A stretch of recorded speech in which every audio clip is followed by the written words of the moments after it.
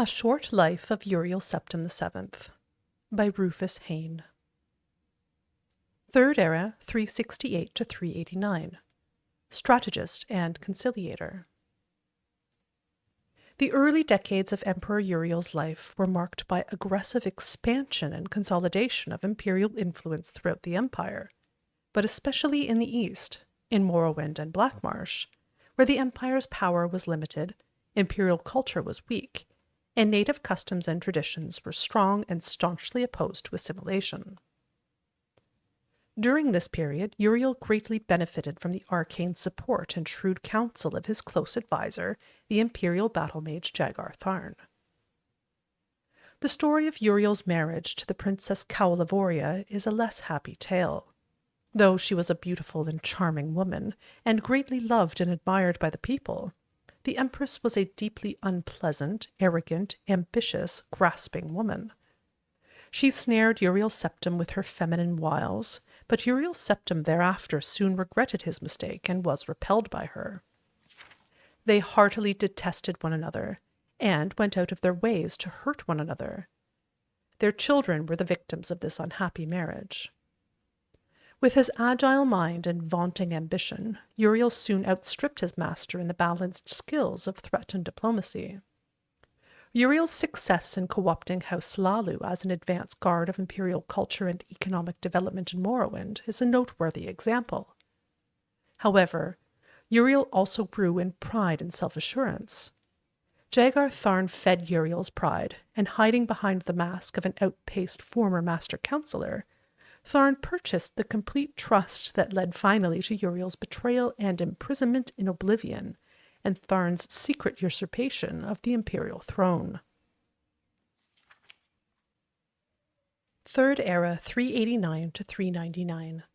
Betrayed and imprisoned. Little is known of Uriel's experience while trapped in Oblivion. He says he remembers nothing but an endless sequence of waking and sleeping nightmares. He says he believed himself to be dreaming, and had no notion of passage of time. Publicly, he long claimed to have no memory of the dreams and nightmares of his imprisonment, but from time to time, during the interviews with the Emperor that form the basis of this biography, he would relate details of nightmares he had, and would describe them as similar to the nightmares he had when he was imprisoned in Oblivion. He seemed not so much unwilling as incapable of describing the experience. But it is clear that the experience changed him. In Third Era 389, he was a young man full of pride, energy, and ambition. During the Restoration, after his rescue and return to the throne, he was an old man, grave, patient, and cautious. He also became conservative and pessimistic, where the policies of his early life were markedly bold, even rash. Uriel accounts for this change as a reaction to and revulsion for the early teachings and counsel of Jagar Tharn. However, Uriel's exile in Oblivion also clearly drained and wasted him in body and spirit, though his mind retained the shrewd cunning and flexibility of his youth. The story of Tharn's magical impersonation of the Emperor, the unmasking of Tharn's imposture by Queen Barenziah, and the roles played by King Idwar, Rhea Silmaine, and her champion in assembling the Staff of Chaos, defeating the renegade imperial battle mage Jagar Tharn, and restoring Uriel to the throne, is treated at length in Stern Gomboge's excellent 3-volume biography of Barenziah. There is no reason to recount that narrative here.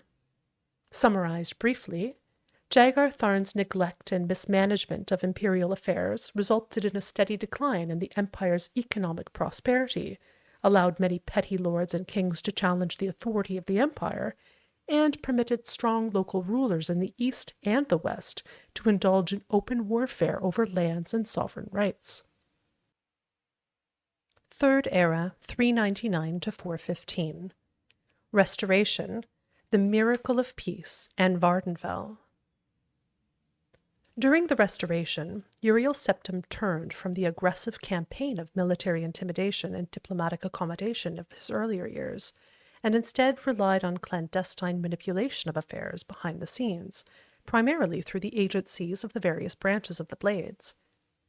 A complete assessment of the methods and objectives of this period must wait until after the emperor's death, when the voluminous diaries archived at his country estate may be opened to the public, and when the Blades no longer need to maintain secrecy to protect the identities of its agents. Two signal achievements of this period point to the efficacy of Uriel's subtle policies.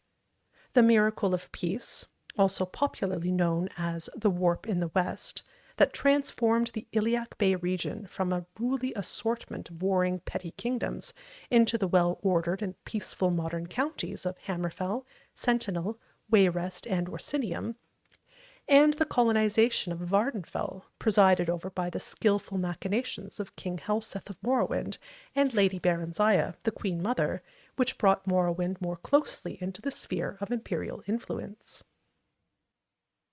Third Era 415 to 430.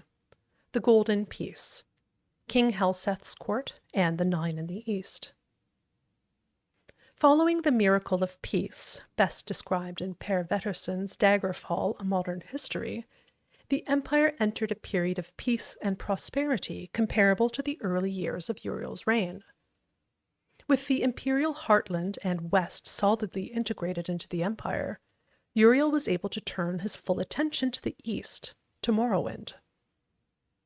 Exploiting conflicts at the heart of Morrowind's monolithic tribunal religion and the long-established Great House system of government, and taking advantage of the terrible threat that the corrupted divine beings at the heart of the tribunal religion presented to the growing colonies on Vardenfell, Uriel worked through shadowy agents of the Blades and through the court of King Helseth and Mournhold to shift the center of political power in Morrowind from the Great House councils to Helseth's court, and took advantage of the collapse of the orthodox tribunal cults to establish the Nine Divines as the dominant faiths in Hlaalu and Vardenfell districts.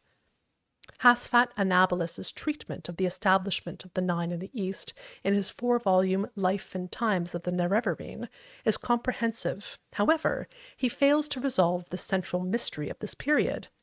How much did Uriel know about the prophecies of the Nerevarine, and how did he learn of their significance?